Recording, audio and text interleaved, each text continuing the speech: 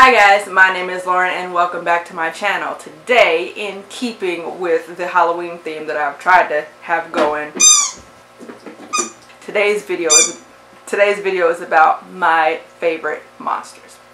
Are we ready? Let's be ready. I'm excited. Alright, now, except for the first one, which is my favorite, not gonna lie, none of these other ones are in any particular order, and some of them are my favorite because they're scary, some of them are my favorite because I think they're really cool, and some of them I just fucking like and have liked for forever, and that's the reason my top 5. Now, I will not do what a lot of you probably think I'm going to do and go, ooh, werewolves, olive shifters, and vampires, because that's obvious, y'all all know that, so let's have a specific one in mind. I'm not going to do the werewolf thing this time. Ooh, did you die of a heart attack? Don't. Just watch. Alright, so the first one I have is from American Gods. This is a chunker. I have not finished this still. And this one, I believe her name is Bilquis. She is one of the old gods who used to be Queen of Sheba, who ruled in part of Yemen thousands of years ago, where she was more or less worshipped. But the manner in which she was worshipped and prayed to involved like sex magic and orgies and shit. So yeah, that was the thing. So when we meet her in present day, when we first introduced to her, she picks up this guy at a bar, and she kind of looks a little tired, worn out, because like any other, like, kind of the one thing that I found is familiar about her, the one thing that's familiar about her is how in other books I've read about creatures who used to be worshipped in present day, when there aren't anymore, the power is like their otherworldliness is not where it used to be. They shine as dim, so to speak, just a little bit along with their power. So she's like a little spent. She's not up to her usual fighting weight, so to speak, or looks. So she picks up this guy at a bar and asks, you know, do you think I look spent? And he's like, no, you're beautiful, you're sexy, blah, blah, blah. So she tells him, worship me with your words, worship me with your body. So he's just like, you know, whatever. She just likes to talk, you know, having sex, no big deal. And they start to have sex, and then she eats him with her vagina, and then when all is said and done, she's restored. I was just like, what the absolute fuck? What? Whoa, that was some fucking weird shit. Also really fucking cool concept. Also really fucking weird, but a cool concept, but fucking weird. So number 5. Number 4, I don't have a visual for it, so I'll just put a picture hither, is Cerberus. Now when I was a kid, I was really obsessed, and still kind of am, with mythology of any kind, but my 2 favorite pantheons were the Greek and the Egyptian. Now, of those 2, my favorites were for some reason Anubis and Artemis, but my favorite creature from those stories is Cerberus, who wasn't one of the gods, but was Hades' 3-headed dog who guarded, I think he guarded the entrance to the underworld. Cerberus, for some reason, just always struck me as like a really fucking cool thing to exist. Like a 3-headed guard dog. Bitch, you ain't getting nothing out of here without getting a hole in your ass. I just love that. Like, you can come to my house if you want to. I got a 3-headed dog. Try it. Ain't gonna happen. Ain't gonna happen. So I just thought it was really cool. Nothing scary about him to me. I just think that's cool. I'm sure he'd be scared if he was right here. Unless it's Harry Potter and you can sing his ass to sleep. But we not talking about Harry Potter. Number 3, I have the Chimera from the Daughter of Smoke and Bone trilogy. The Chimera are unique to me in that no 2 is similar to one another. They have different animal body parts. They could have the antlers of a stag, or the antlers of a gazelle, or, you know, the horns of a ram or something. I don't fucking know. And the legs of a gazelle, or of a deer, or of a tiger, or of a stallion, and wings from a griffin or whatever would be a really fucking big bird. I don't know. But the way the magic system is built is that if, as one of these creatures, you die in battle or die wherever, there's one person who is kind of has this spiritual duty, so to speak, to collect the spirits of the dead, and she keeps them, and what she does is creates new bodies for you using the teeth of these animals. So you can get a body similar to the one you had, or you can get one basically like 2.0, bigger, stronger, faster, not like Kanye West lyrics.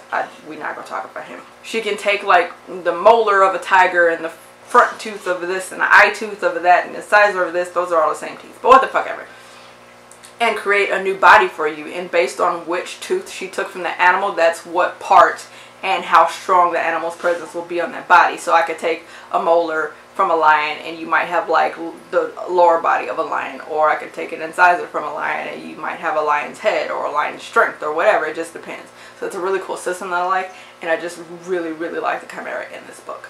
Number 2 is a very specific vampire, and he is Lothair from the Immortals After Dark series by Kresley Cole. Now, in this universe, vampires of course drink blood from living sources, but there is a kind of checks and balances to it, so to speak. There's only so much you can drink before you drink in excess, and then you'll go fucking crazy, because when you drink past a certain limit, I don't know if it's just drinking till dead or drinking from a specific person until they die or for so long or whatever the case is, but you go past that limit and you can kind of take in a person's memories. So once you drink so much blood, you get a lot of these people's memories floating around, battling with their own, like the ghosts and of the things they've seen and the deeds they've done, and some of them were crazy, so now you have a crazy person running around in your head, and a violent person, and maybe a serial killer, and maybe like, I don't know, imagine having like a whole bunch of different personalities. Not only do you have their memories as if you've lived them, but you have their voices like going constantly in your head. That's Lothair. Lothair has just basically embraced the fucking crazy at this point. And that's what makes him like such a terrifying character, but also such a great love interest, because you never know what the fuck he's gonna do. You just have no idea. Lothair has these blood red eyes, which mark him as being one of the ones who drink in excess to the point to where they've started to get these memories and such. But he acknowledges, like he embraces the suck, so to speak. No pun intended. You don't know if you say something to him, he might think it's funny and you thought you were going to get killed, and you just let him laugh and you run away pissing your pants because he might change his mind in a minute. Or you could stub your toe and he'd be like, that's a damn inconvenience because I really don't want to hear you bitching about this stub toe. I didn't want to hear you cry out, yell, cuss, bumble around. Maybe you knocked over his favorite flower pot or something and then you just ripped your goddamn head off. So because he's unpredictable, because he's crazy, but also he is hilarious and scary, he is one of my favorite vampires to date. Number 1, which is my number 1 favorite, is the Buru-Buru. The Buru-Buru was introduced to me through Supernatural Season 4, Episode 6, which, those of you who are familiar with Supernatural at all, it is the ghost sickness episode, which is the greatest thing ever in life. So, a Buru-Buru is the spirit. It's not a regular ghost. It's the ghost or a spirit that's left behind if a person was killed in a very terrifying manner or very terrified when they died.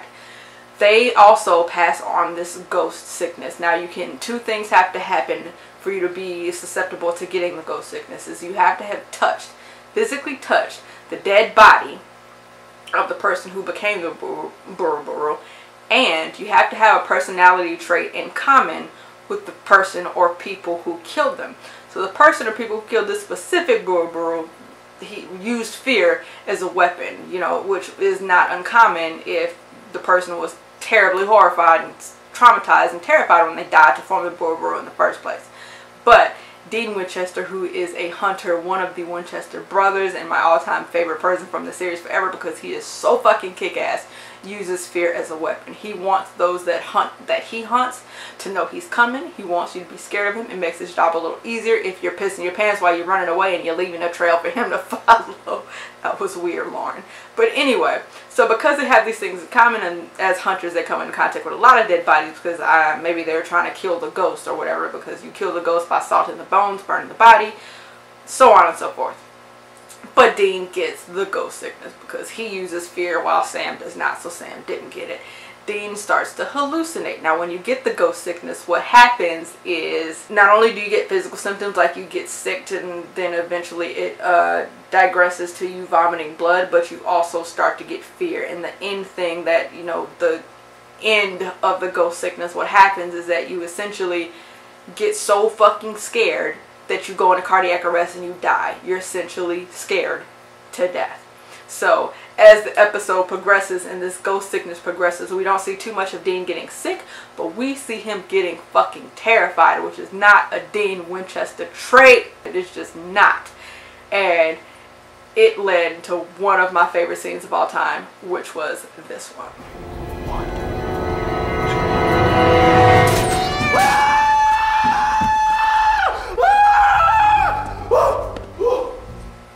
Fucking hilarious. It kills me every time. And also what's great is that what made them different is the way to kill a Buru is you don't kill them the same way you kill regular ghosts or vengeful spirits, poltergeists, or whatever, which is by salting their bones and then burning the body. While they still have their regular ghost weaknesses, which they can be hurt with iron and salt, it won't kill them like it will a regular ghost. You have to kill a Buru by basically scaring it to death itself. You have to kill it in the way that it was killed or make it so scared. So since this particular person was killed by being dragged up the road by a car, they dragged the Buru up the road by a car to kill it. It is one of my favorite things, if for nothing else, than for the ghost sickness that made Dean Winchester so terrified that we got that scene. And then the episode ends, or after the episode ends, we get this awesome clip of Dean Winchester in the Impala, lip syncing "Eye of the Tiger," doing air guitar and everything. He gets on the roof, like, it's just great. It's just great. Trust me. YouTube it. YouTube it. It's good shit. That is it for my favorite monsters, you guys. And if you like this video, don't forget to give it a thumbs up. If you heard of any of these monsters and or agree with me or disagree with me, think any of them are lame, or have some pretty unusual ones like Homegirl, the crotch eater. Ooh, not the kind of crotch eater. Never mind. Just leave them down in the comments and I will meet you there. Like I said, don't forget to give this video a thumbs up if you like it. And if you are new here, please subscribe. And I will see you guys later. Bye.